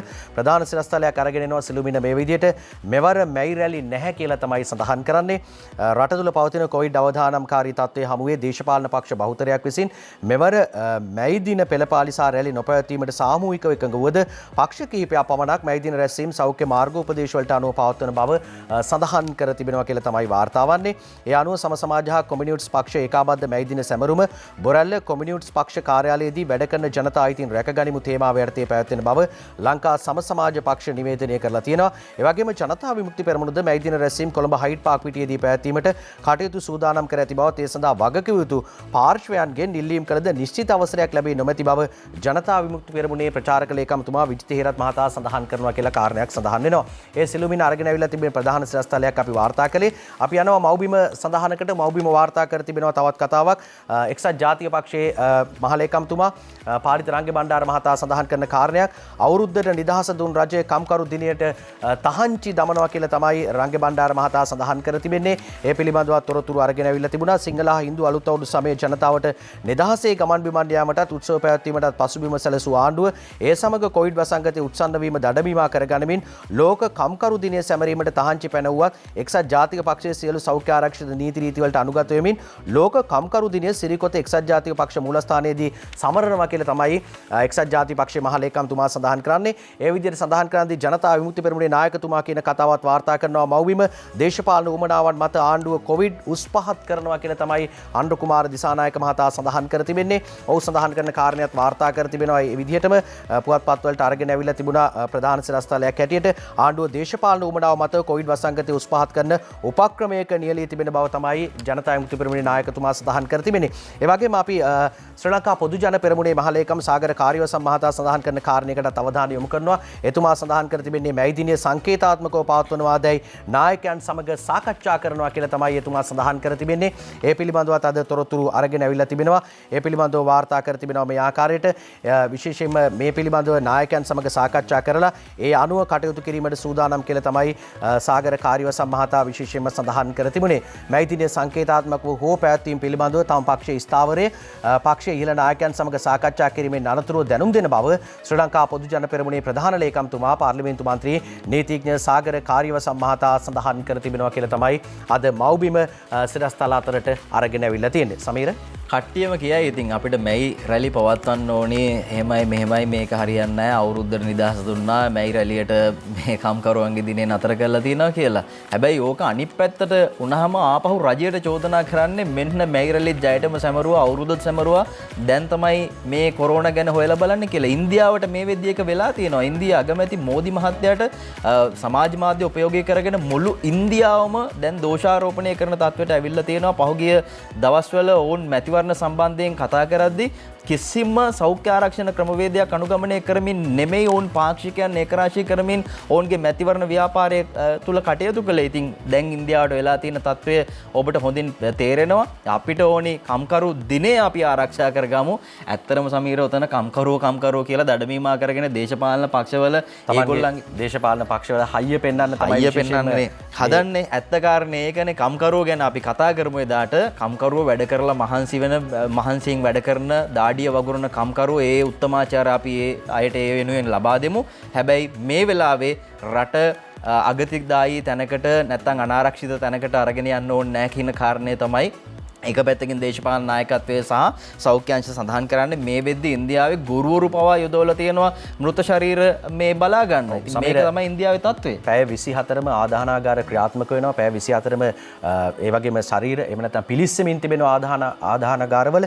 ඉතින් ඒ නිසා මේ පිළිබඳව අවධානය ඔබ සඳහන් කළා වගේම මෝදි අග්‍රාමාත්‍යවරයා රැලි පැවැත්වීමත් එක්ක ඔහුට දැන් සමාජ මාධ්‍ය ජාල වලින් දිගින් දිගටම ප්‍රහාර එල්ල කරන ඔහුගේ දේශපාලන ව්‍යාපාරය සම්පූර්ණ අඩපණ වී තිබෙන බව තමයි වාර්තා වෙන්නේ. දැන් එවැනි තත්වයකට අපි අරන් යනවාද අපේ රට නැත්නම් අපි පරිස්සම් වෙනවද මේ රැලි තියන්න නැතුව කියන එක ඒ ප්‍රශ්න දෙකට උත්තරේ හරි සරලයි මේ වෙද්දී ඒකට උත්තරේ හම්බ වෙලා තියෙනවා මේ අතරේ අපි තුන්වෙනි රැල්ල ගැන කිව්වහම ගණන් ගත්තේ නැහැ මහජන සෞඛ්‍ය පරීක්ෂක සංගමය කියලා තියෙනවා කොවිඩ් තුන්වෙනි රැල්ලක් මේ අවදානමක් ඇති බවට කල්තියා දැනුම් දුන්නද ඒට අවධානය යොමු නොකිරීම නිසා යලිත් කොවිඩ් රෝගීන් බහුල වෙලා තියෙනවා කියලායි මහජන සෞඛ්‍ය පරීක්ෂකවරුන්ගේ සංගමය මේ ආකාරයෙන් චෝදනා කරන්නේ අපි ඔවුන්ට ගරු කරනවා අපි දන්නවා ඔවුන් බිම් මට්ටමට ගිහිල්ලා ගම් වලට ගිහිල්ලා මේ කොවිඩ් පාලනය වෙනුවෙන් දැවැන්ත කාර්යභාරයක් ඉටු කරනවා. ඉතින් ඒ නිසා ඔවුන් කියන දේ ඉතාමත් වැදගත්. අපි ඒව අහන්න ඕනි. මේ අතරේ අරුණට ගියාම අරුණ මැද පිටුවක වාර්තා කරනවා අපි අවුරුදු 6ටම කෑවා දැන් අපි කොරෝනා කනවා කියලා. අපි අවුරුදු 6ටම කෑවා දැන් කොරෝනා අපිව කනවා කියලා මේ විදිහට අරුණ වාර්තා කරලා තියෙනවා මේ ප්‍රවෘත්තිය. ඉතින් ලොකුවට කියන්න ඕනේ නැහැ. ඔබට තේරෙනවා අපි ඇඳුම් පැළඳුම් ගන්න ගියා. ඒ වගේ මේ වාපහු මාරු කරන්න 3-4 පාර ගියා. පොර කෑවා පොදි කෑවා දැන් ඔන්න වෙලා තියෙන දේ තමයි මේ ආකාරයෙන් වාර්තා කරන්නේ අපි අවුරුදු 6ටම කෑවා දැන් කොරෝනා අපිව කනවා කියලා. මේ අතරේ අපිට මතකයි 2019 අපි අවුරුදු කෑවට වැඩක් වුණේ නැහැ. අවුරුදු කාලා දවස් කිහිපයක් යනකොට උණ ඛේදවාචකයත් එක්ක අප්‍රේල් 21 ප්‍රහාරයත් එක්ක ඒ අවුරුදු සිරි අසිරි සියල්ලක්ම අපිට අමතක වෙලා ගියා.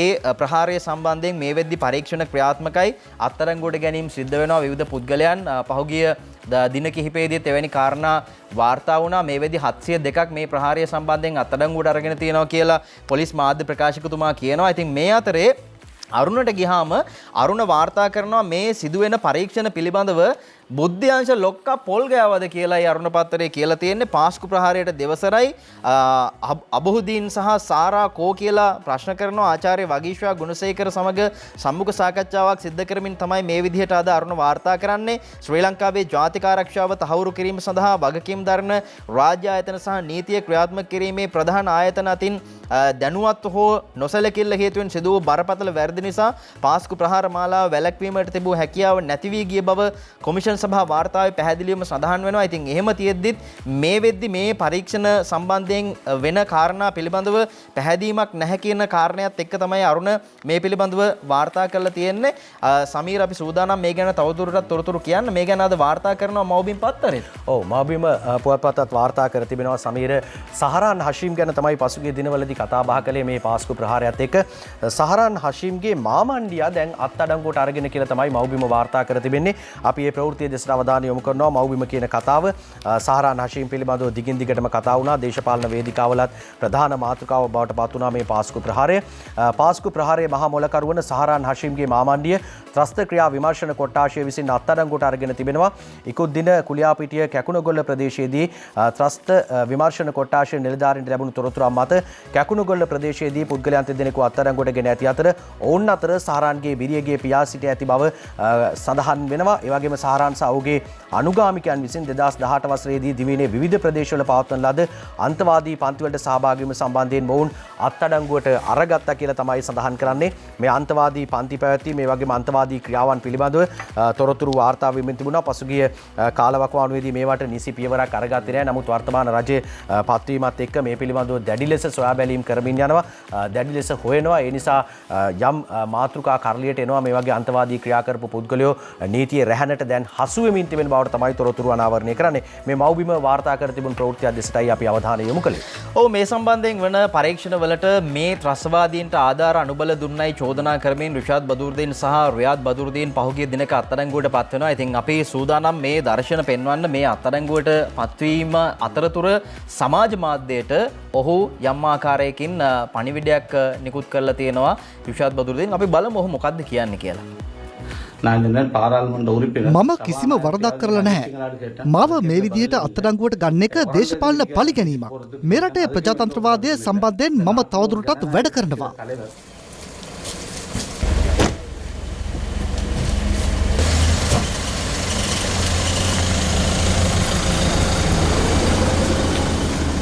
කොලොසියස් ආයතනයෙන් එතුමාගේ IDB හරහා අමුද්‍රව්‍ය ලබා දීම සම්බන්ධයෙන් කියලා තමයි කියලා ගියේ. නමුත් ඒකට ඉස්සලාම එමෙතුමාව නෙවෙයි ගන්න ඕනේ. ඒක නිලධාරීන් ඉන්නවා. දේශපාලන පරිගැනීමක් කියන එක අපිට මේ වෙලාවේදී ඒක ඇත්ත වශයෙන්ම තේරෙනවා. මේක කතානායකතුමා හරහාවත් එක්ක කාට හරි දැනුම් දීලා ගන්න ඕනේ.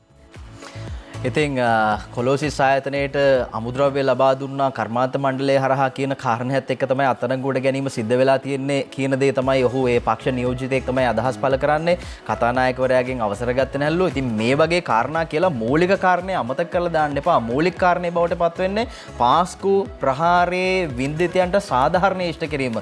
ඒ හරහා තමයි මේ කරව පරීක්ෂණවලදී පරිවේශනීය සාක්ෂි වගේම තාක්ෂණික කාරණා වගේම දුරකථන මේ සාකච්ඡා දුරකථන සම්බන්ධතා අනුව කොහොමද මේ ආකාරයෙන් ගනුදෙනු සිද්ධ කරලා තියෙන්නේ බැංකු ගිණුම් පරීක්ෂාවට ලක් කරලා තියෙනවා මේ හරහා තමයි මේ අත්අඩංගුවට ගැනීම සිද්ධ වෙන්නේ මේ ආකාරයෙන් මේ අත්අඩංගුවට ගැනීම සාධාරණීකරණය කරන්න උත්සාහ කරනවා නම් ඒක වැරදි කියන දේ මතක් කරන්න ඕනේ. ඒ වගේම රිෂාඩ් බදුරුදීන් කියනවා එන්න කිව්වා නම් එනවනේ මම පාර්ලිමේන්තුවේ හිටියේ එන්න කිව්වා නම් ආපු විදිය අපි දැක්ක එකපාරක්. රටේ ජනතාව දැක්කා මූල්‍ය වංචාවක් සම්බන්ධයෙන් අත්අඩංගුවට ගන්න ගියාම ඔහු වාහනේ ගිහිල්ලා පැනලා යනවා පැනලා ගින් හැංගෙනවා දවස් ගානකට පස්සේ දෙහිවල මහල් නිවාසයක ඉඳලා හොයාගන්න පුළුවන්කම ලැබෙන්නේ.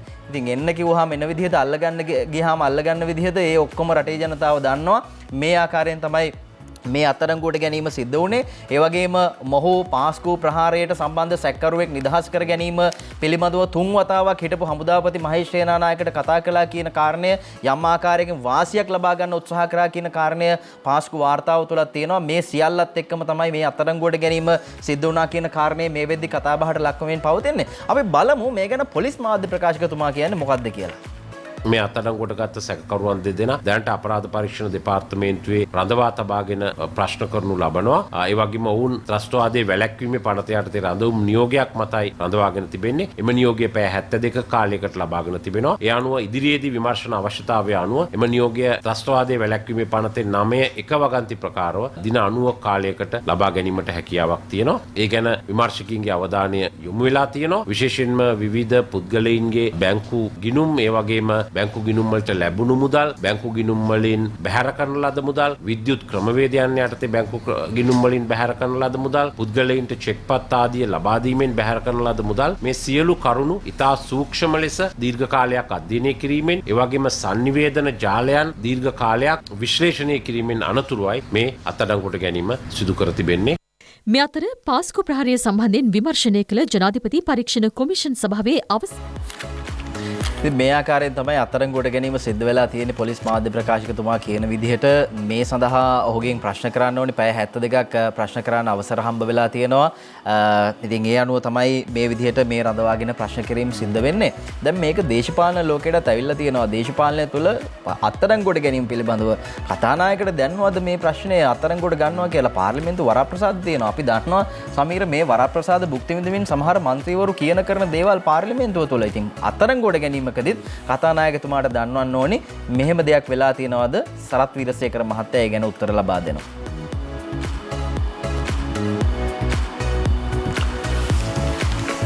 ඔව් සමීර ඔබ සදා හරි අපි බලමු සරත් වීරසේකර මහත්තයා මේ අත්අඩංගුවට පත්වීම කතානායකතුමාට දන්වලද සිද්ධ වෙලා තියෙන්නේ එතුමා ලබා දෙන පිළිතුරට අපි අවධානය යොමු කරමු. මන්ත්‍රී වරප්‍රසාද කඩ කරමින් තමයි මෙහෙම ගෙවල් වලට ඇතුළු වෙන්නේ මේක කියලා එහෙම එකක් විපක්ෂ පැත්තෙන් සහ එම ඇමතිවර මන්ත්‍රීවරගේ පාර්ශවයෙන් යොමු වුණා. ඒක වැරදි. දැනටමත් ගරු කතානායකතුමාගෙන් අපරාධ විමර්ශන දෙපාර්තමේන්තුව මගින් අවශ්‍ය කරන අනුමැතිය ලබාගෙන තියෙනවා. ඇයි අද රිෂාඩ් බදුදීන් අත්අඩංගුවට ගන්න? රිෂාඩ් බදුදීන් නැමතිවරයාගේ සියලු සාක්ෂි අහුවෙලා තියෙනවා. මරාගෙන මැරෙන බෝම්බ කරුවන්ට දීලා තියෙනවා අවශ්‍ය සියලු සහාය. එයා බලන්න ගිහිල්ලා තියෙනවා. එයාත් එක්ක ගනුදෙනු කරලා තියෙනවා. එයාත් එක්ක බිස්නස් කරලා තියෙනවා. ඔබතුමල්ල මාර කතාන කියන්නේ පාස්කු ප්‍රහාරයේ නින්දිතයන්ට දඩුවම් දෙන්නේ නැහැ කිය අපෙන් අහන වැයි ප්‍රමාද ගගා. දැන් ඒ සඳහා අවශ්‍ය කරන සාක්ෂි විමර්ශනය කළා යම්කිසි ප්‍රමාණයකට අත්අඩංගුවට ගත්තන් පස්සේ දැන් කියනවා ඇයි අත්අඩංගුවට ගත්තේ කියලා. ඔබතෝ කෝටික ප්‍රශ්නයකනේ ඔබතුමාලා අපි එදා කිව්වේ හරියට අපි පරිගැනීම් තුල වැඩ කටයුතු කරන්නේ හරි සාක්ෂි සටහන් කළා විමර්ශන කටයුතු සිදු කළා පාස්කු ප්‍රහාරයේ පීඩිත කතෝලික ජනතාවට සාධාරණ යුක්ති ඉෂ්ට කිරීම වරදක්ද කියලා මම ඔබතුමාලගේ අහනවා. දේශපාලන නියෝජිතයන් කිහිප දෙනෙක් අදහස් ප්‍රකාශ කළා රිෂාඩ් බදූදීන් හිටපු අමාත්‍යවරයා අත්අඩංගුවට ගැනීම පිළිබඳව. විශේෂයෙන්ම ඔහුගේ සහෝදරයා රියාජ් බදූදීන්වත් අත්අඩංගුවට ගැනීමක් සිද්ධ වුණා. සමීර ඔබ කිව්වා වගේම පැය 72ක් රඳවාගෙන ප්‍රශ්න කරන්න ඕනට අවසර ලබා දුන්නා. නමුත් දැන් අපි දැක්ක සමාජ මාධ්‍ය ජාලවල කතා වුණා රිෂාඩ් බදූදීන්ලව අත්අඩංගුවට ගන්න නැද්ද? කොහොම මේ රිෂාඩ් බදූදීන්ලා අත්අඩංගුවට ගන්නවා කියලා ආපු ආණ්ඩුව අත්අඩංගුවට ගත්තද? මේ ආදී කාරණා දේශපාලන ලෝකයේ මතු කරපු කාරණා. දැන් අපි යනවා තව සිරස්තලයක් දෙසට අවධානය යොමු කරන්න. දිනමින වාර්තා කර තිබෙන්නේ පාස්කු වින්දිතයෝ කෝටි 200ක් ඉල්ලා නඩු පවරති. සිරස්තලයේ අරගෙන එනවා මේ විදිහට පාස්කු ඉරිදා ප්‍රහාරයෙන් විපතට පත් වූ වංශ ඔවුන්ගේ යැපෙන්නන් විසින් එවකට රාජ්‍ය පාලකයන්ට සහ පොලිසියේ ප්‍රධානීන්ගෙන් වන්දි ඉල්ලා නඩු 284ක් ගොනු කර තිබෙනවා. එසේ නඩු පවර ඇති අය ඉල්ලා ඇති වන්දි මුදල රුපියල් කෝටි 200කට ආසන්නයි කියලා තමයි දිනමින පුවත්පතේ අද දවසේදී සිළුමින පුවත්පතේ ප්‍රධාන සිරස්තලයක් හැටියට මුල් පිටුවට අරගෙන අවිලා තියෙන්නේ. පාස්කු වින්දිතයෝ කෝටි 200ක් ඉල්ලා නඩු පවරා තිබෙන බවට තමයි ඔන්න අනාවරණය වෙමින් තිබෙන්නේ. ඔව් අපි සූදානම් අරුණ පත්තරයට යන්න. අරුණත් අද මේ සම්බන්ධයෙන් වාර්තා කරනවා සහරාන්ගේ අන්තවාදී දේශනවලට ආපු 80ක් සොයලා පරීක්ෂණ ආරම්භ කරලා තියෙනවලු. දැන්ටමත් 70ක් අත්අඩංගුවට අරන් තියෙන වගේම සහරාන්ගේ බිරිඳගේ දුරකථනයෙන් තමයි මේ සියලු තොරතුරු හෙළි වෙලා තියෙන්නේ. තිස්ස රවින්ද පෙරේර තමයි ලියන්නේ. ඒ අනුව පාස්කු ප්‍රහාරය එල්ල කළ ප්‍රධාන සැකකරුවා වන සහරාන් හෂිම්ගේ බිරිඳගේ ජංගම දුරකථන අංක ඔස්සේ මේ අන්තවාදී දේශනවලට එක් වූ තවත් 80කගේ පමණ තොරතුරු හෙළිදරව් වෙලා තියෙනවා කියලායි මේ ආකාරයෙන් තොරතුරු අරගෙන එන්නේ. ඒ සියලු දෙනාම මේ ආකාරයෙන් අත්අඩංගුවට ගන්න හොයනවා. මේ සඳහා සහරාන්ගේ බිරිඳ වන ෆාතිමා හාදියාගේ දුරකථනයට ලැබුණු දුරකථන ඇමතුම් ලක්ෂයක් පමණ අධ්‍යයනය කරමින් ඉන්නවා කියලා විමර්ශන නිලධාරියෙක් අනාවරණය කරලා තියෙනවා. මේ විමර්ශනවලදී අන්තවාදී මත උගන්වන දේශන සඳහා එක්කෝ 150ක පිරිසක් ගැන අනාවරණය වෙලා තියෙනවා. ඉන් දැනට අත්අඩංගුවට අරගෙන තියෙන 70කට අර්සන්න පිරිසක්. සහරාන් හෂිම්ගේ බිරිඳගේ පියා ඇතුළු සිව් දෙනෙක් සස් විමර්ශන කොට්ටාසය සිකුරාදා අත්අඩංගුවට ගත්තේ මේ අන්තවාදී දේශනවලට සහභාගී වීම හා ඒවා මෙහෙයවීමේ චෝදනා මත. ඇත්ත වශයෙන්ම මේ සියල්ලක්ම සිද්ධ වෙලා තියෙන්නේ මේ අන්තවාදයේ ක්‍රියාකාරකම් පතුරවල තියෙන්නේ එක පැත්තකින් මුදල් වලට කියන මේ කාරණේ වුණත් හිතන්න පුළුවන් සමහර අහිංසක මිනිස්සු ඒ මිනිස්සුන්ට මුදල් පෙන්නලා සල්ලි පෙන්නලා ඔවුන්ගෙන් ඵල ප්‍රයෝජන අරගෙන මේ අන්තවාදයේ වපුරන්න කටයුතු කරලා තියෙනවත් ඇති. ඉතින් මේ සියලු කාරණා හොයනවා. මේ පරීක්ෂණ ඔස්සේ ඒක තමයි වැදගත් වෙන කාරණය. රටට අගතියක් වෙනවා නම් රටේ සාමයට සියලු ජාතීන් අතර තියෙන මේ සමගියට හානියක් වෙලා තියෙනවා නම් ඒ සියල්ල හොයන්න ඕනි සහ නැවත මෙවන් දෙයක් ඇති නොවෙන්න කටයුතු කරන්න ඕනි. ඒ පරීක්ෂණ තමයි මේ ආකාරයෙන් සිද්ධ වෙන්නේ. අද අරුණේ ගැන වාර්තා කරනවා. ප්‍රසිද්ධිය ගෑස් පෙන්නන අයත් ඉන්නවා. ඉතින් අප්‍රසිද්ධිය හොර රහසේම ගෑස් පෙන්නන අයත් ඉන්නවා. එහෙම කතාවක් මේ දවස්වල හැමතැනම යනවා. ලිට්‍රෝ ගෑස් සමාගම ගෑස් සිලින්ඩරේ ප්‍රමාණය අඩු කරලා තියෙනවා. ගෘහස්ත ගෑස් සිලින්ඩරේ අපි දන්නවා කිලෝග්‍රෑම් 12.5ක් විදිහට තමයි සටහන් වෙලා තියෙන්නේ. හැබැයි දැන් ලීටර වලින් ඔන්න ඇවිල්ලා තියෙනවා.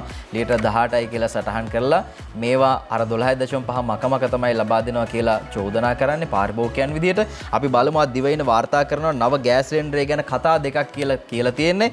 ඒ අනුව මේ වන විට වෙළඳපොළට නිකුත් කරලා තියෙන නව ගෘහස්ත ගෑස් සිලින්ඩරය ඉවත් කර ගන්නා ලෙස ලිට්‍රෝ ගෑස් සමාගමට දැනුම් දීලා තියෙනවා කියලා පාරිභෝගික සේවා අධිකාරිය සඳහන් කරනවා. අපි බලමු ලසන්තාල ගියවන්න මහත්තයා එමතුමා මොනවද මේ ගැන කියන්නේ කියලා රාජ්‍ය මහත්මයා. අපි ඇහුව ඇයි මෙවැනි හඳුන්වාදීමක් සිදු කළේ? ඒ අය කරුණු කීපයක් සඳහන් කළා. අපේ රටේ ඉදිරි වර්ෂ 5 තුළ නලබගින් නිවාසවලට ගෑස් ලබා දීමේ ව්‍යාපෘතියක් එම සමාගම ආරම්භ කිරීමට නියමිතව තිබෙනවා. ලීටර් වලින් තමා ඒ ගෑස් ලබා දීමක් අනිවාර්යයෙන්ම සිදු විය යුතු වන්නේ. නව හඳුන්වාදීම තුළින් තාපධාරිතාවය වැඩි කරලා තිබෙනවා කියන එක. ඒ අනුව අපි මේ පිළිබඳව විශේෂත්ම දැනුම් තිබෙන ආයතන රාජ්‍ය ආයතන 3කට මේ පිළිබඳව සඳහන් කළා. ඒ සංයුතිය ඒ අයගේ නව හඳුන්වාදීම පිළිබඳව විය යුතු සංශෝධනයන් තිබේ නම් ඒ සංශෝධන පිළිබඳව ඒ සමාගම දැනුවත් කිරීමට අපි විශේෂයෙන්ම කටයුතු කරනවා. එතකොට මේ අඩුවීමේ මුදලට වඩා වැඩි ප්‍රමාණයක් කිලෝ වශයෙන් බලපුවහම අඩු වෙලා තිබෙනවා. ඒක ඇත්ත. ඉතින් ඒ අනුව විශේෂයෙන්ම අපි පාරිභෝගික අධිකාරිය විසින් ඒ අදාළ සමාගමට අපි දැනුවත් කිරීමක් කළා. මින් ඉදිරියට පුවත්පත්වල පළ කරන සියලුම පුවත්පත් දැන්වීම් වල සහ අදාළ අලවිසැල්වල මේ පිළිබඳව ලිඛිතව සඳහන් කළ යුතුයි. විශේෂයෙන්ම අතිගරු ජනාධිපතිතුමා විශේෂ අමාත්‍යවරයා විදිහට මුදල් අමාත්‍යවරයා විදිහට අග්‍ර අමාත්‍යතුමා මේ දක්වා කිසිදු ගෑස් මිල වැඩිවීමකට මොනම ආකාරයකටවත් උපදෙස් ලබා දීලා නැහැ. එම නිසා ගෑස් මිල වැඩිවීමක් සිද්ධ වෙන්නේ නැහැ. ඒ වගේම දෙවෙනුව පාරිභෝගිකයින් අනවශ්‍ය බියක් ඇති කරගත යුතු වන්නේ නැහැ. කිසිදු ගෑස් හිගයක් අනිවාර්යෙන්ම ඇති වෙන්නේ නැහැ. ගෑස් මිල වැඩි වෙන්නේ නැහැ, වැඩි කරන්න දෙන්නේ නැහැ, වගේම හිඟයක් ඇති වෙන්නේ නැහැ කියලා විශ්ව භාර රාජ්‍ය අමාත්‍යවරයා සඳහන් කරනවා. ඒ වගේම මේ ගෑස් නව සිලින්ඩර ඉවත් කරගන්න කියලා තියෙනවා. හැබැයි තම සමාගමට එවැනි ලිඛිත දැනුම් දීමක් ලැබිලා නැහැ කියලා, ඒ නිසා ගෘහස්ත ගෑස් සිලින්ඩරේ වෙළඳපොලින් ඉවත් කර ගැනීමට තීරණයක් අරගෙන නැහැ කියලා ලිට්‍රෝ ගෑස් සමාගමේ සභාපති අනිල් කොස්රොත්ත මහත්තයා කියනවා. මෙතන තමයි ප්‍රශ්නේ තියෙන්නේ. පාරිභෝගිකයා නැවත වතාවක් මුලාවට පත් වෙයිද? අහිංසක මිනිස්සු ගෑස් එකක් ගන්න ගියාම ආපහු ගෑස් පෙන්නයිද කියන ප්‍රශ්නේ. කෙසේ නමුත් පාරිභෝගික කටයුතු අධිකාරිය මේ ගැන දැඩි ලෙස අධීක්ෂණය කරයි, වැටලීම් කරයි. එහෙම කරලා කොහොම හරි මේ ගෑස් ප්‍රශ්නයට විසඳුමක් ලබන සතිය වෙද්දී ලබා දෙයි කියලා අපි විශ්වාස කරනවා. ඔව් එහෙම කියද්දී තමයි දිනමින සිළුමින පුවත්පත වාර්තා කර තිබෙන්නේ ලිට්‍රෝ ගෑස් හිඟයක් නැහැ කියන කතාව. එහි සභාපතිතුමා සඳහන් කරන කාරණේට ඉඩකඩ ලැබී තිබෙනවා. ලිට්‍රෝ ගෑස් වලට හිඟයක් නැහැ කියලා. රට පුරා 14000කට අධික ගෑස් අලෙවිසල් ජාලය තුලින් පාරිභෝගිකයන්ට හිඟයකින් තොරව ගෑස් ලබා ගැනීමට අවශ්‍ය පහසුකම් සලසා ඇතැයි ලිට්‍රෝ ගෑස් සභාපති අනිල් කොස්රොත්ත නිවේදනයක් නිකුත් කරමින් පවසා සිටිනවා.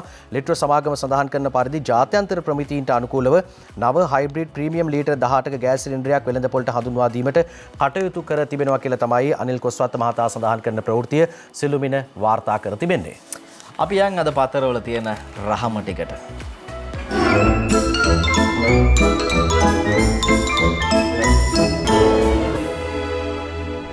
සිළුමින පත්තරේ තියෙන කාටුන් එක අපි බලන්න ලෑස්ති. ඉඩික්ලින් තමයි මේ කාටුන් එක අද ඇඳලා තියෙන්නේ සිළුමින පත්තරේ. මෙන්න මෙහෙමයි තියෙන්නේ මේ කතාව. ඔබ දන්න කතාව. බලමු අපි ප්‍රධාන කාටුනේ විදිහට සිළුමිනේ අද තියෙන්නේ. අර ඉබ්බෝ දෙන්නෑ කතාව. මෙන්න ඉබ්බෝ දෙන්නා එක පැත්තකින් අරගෙන යනවා. එක පැත්තක රටේ ආර්ථිකය ගොඩ ගැනීම, අනිත් පැත්තෙන් වරාය නගර ව්‍යාපෘතිය. රජය කියන කොකා තමයි මේ විදිහට මේ ඉබ්බෝ දෙන්නව අරගෙන යන්නේ. කොරෝනා වෛරසයත් හැමතැනම පැතිරලා තියෙනවා. අලුත් වැඩක් නිසා පරණ කතාව හරියන්නේ නැහැ වගේ. අලුත් වැඩක් නිසා පරණ කතාව හරියන්නේ නැහැ වගේ කියලා මේ පහළ ඉන්න අය හයියෙන් කෑ ගහලා තියෙනවා. ඉතින් අලුත් වැඩක් පරණ කතා හරියන්නේ නැහැ වගේ කියලා තමයි පහළ ඉන්න අය කියන්නේ. මේ මොනවා හේතුවෙන්වත් අර ඉබ්බෝ දෙන්නෙන් එක්කෙනෙක් හරි කට ඇරියොත් වෙන දේ දන්නවා. එහෙම නොවි රටේ ආර්ථිකය ගොඩ ගන්න වරාය නගර ව්‍යාපෘතිය මේක සමබරව මේ ආකාරයෙන් ක්‍රියාත්මක වෙයි ඉදිරියට කියලා රටේ ජනතාවගේ නම් ප්‍රාර්ථනය. අපි සමීර ඊළඟට සත්‍යග අරුණ අඳින කාටුනේ හසන්ත විජේනායකගේ හුරේරා කාටුනේට අපි යන්නේ. බලන්න පොඩ්ඩක් දෙන්නේ කතා බහ කරමින් ඉන්නවා මේ කාටුන් එකේ තියෙන විදිහට. සියලුම මැයි දින කම්කරු රැලි තහනම් කරලා කියලා කියනවා. අරක්කු බත් පැකට් වලට දීපු ඕඩර් කීයක් කැන්සල් කරන්න වෙලා ඇද්ද සෑර් කියලා කියනවා. මොකද මේවට හැමදාම සමීර කට්ටිය අරගෙන ගියේ අරක්කු ටිකක් බත් පැකට් දීලා කියලා තමයි සාමාන්‍ය ජනතාව අතර කතා බහට තිබුණේ. මේ කම්කරු දිනේ සමරනවද එහෙම නැත්නම් මේ මිනිස්සු ටිකක් අරගෙන ගිහලා Tamanගේ දේශපාලන පක්ෂවල හයිය පෙන්නනවද කියන කාරණේ තමයි මේ මතු කරන්නේ. ලංකාදීපේ අද ප්‍රධාන කාටුනේ පියල් ඇඳලා තියෙන්නේ. හරිම ලස්සන කාටුන් එකක්. බලමු මේ විදිහට තමයි තියෙන්නේ. ඈතින් පේනවා ඔබට මෙන්න මේ මොකද්ද කියලා අමුතුවෙන් කියන්න ඕනේ නැහැ. ඈත පේන එක කවුරුත් දන්නවා මේ තැන කොහෙද කියලා. ඔන්න කොරෝනා වෛරසය එනවා. වෛරස් දෙකක් විදිහට කොවිඩ් 3 වන රැල්ලත් අරගෙන තමයි මේ වෛරසය මේ විදිහට එන්නේ. එක වෛරසයක් කියනවා මේකත් අරගෙන අර පැත්තට යන්න බලමුද බං. එන්නේ ඔයටද කියලා දන්නවනේ. අනිත් වෛරසය කියනවා ඊයා ඒකේ වෙන වෙච්ච දේවල් ගැන ඇහුවම විලි ලැජ්ජාවක් නැතුව අපිට උනත් ඒ පැත්තට යන්න පුළුවන්ද බං.